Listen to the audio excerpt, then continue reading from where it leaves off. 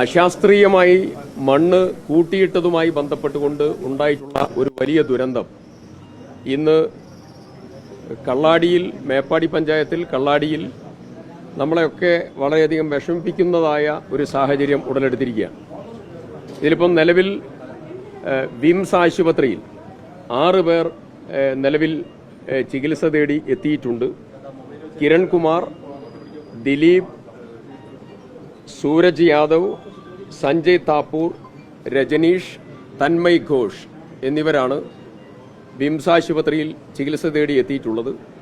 അവർ 6 പേരുടെയും നില നല്ല രീതിയിൽ മുന്നോട്ട് പോകുന്നു എന്നുള്ളതാണ് ആശുപത്രിയിൽ നിന്നും ലഭ്യമായിട്ടുള്ള വിവരം.